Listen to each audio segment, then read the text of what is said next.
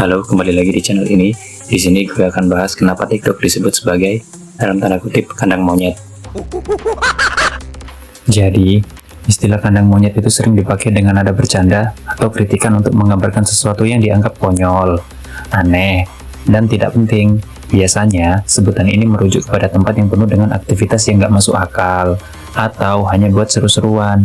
Nah, beberapa orang menganggap TikTok itu seperti kandang monyet, karena banyaknya konten yang dianggap aneh atau lucu tanpa tujuan yang jelas.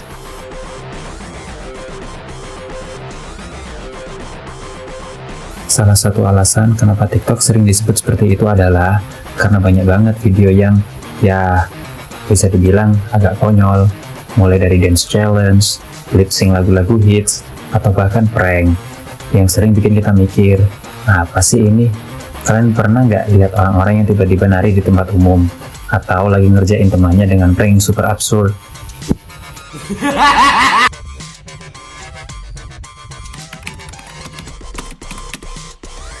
Pokoknya, TikTok itu tempat orang-orang ngeramein hal-hal yang nggak penting, tapi somehow tetap aja viral. Jadi, bagi sebagian orang, ini ngingetin mereka sama, tanda kutip, kandang monyet yang penuh dengan kegiatan aneh dan seru. Selain itu, TikTok juga punya daya tarik yang kuat buat generasi muda. Bayangin aja, sebagian besar kontennya itu berasal dari remaja atau anak muda yang memang suka banget ngeramein sesuatu yang lagi viral. Mulai dari challenge yang aneh, dance move yang nggak pernah kita bayangin sebelumnya, sampai meme-meme lucu yang bisa bikin kita ngakak. Seringkali, orang-orang yang terlibat di TikTok nggak peduli dengan nilai intelektual. Yang penting itu seru, lucu, dan menghibur.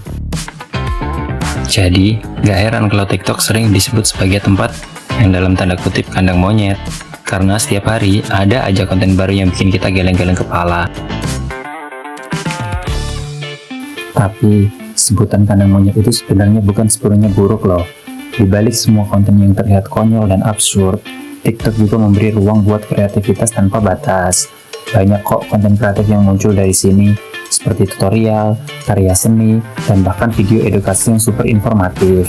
Banyak orang yang bisa belajar hal baru atau bahkan menemukan hobi baru berkat TikTok. Meskipun kadang ada video yang terlihat sepele dan gak penting, TikTok juga bisa jadi wadah untuk eksplorasi kreativitas dan menampilkan bakat tersembunyi. TikTok itu lebih dari sekedar dalam tanda kutip kandang monyet.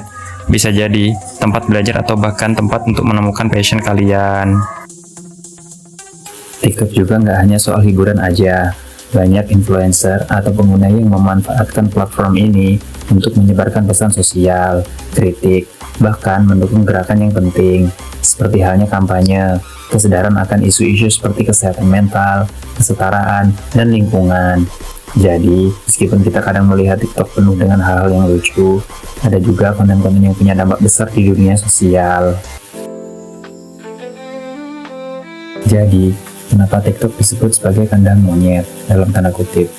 Mungkin karena banyak konten yang terlihat absurd dan menghibur, bahkan bisa dibilang konyol.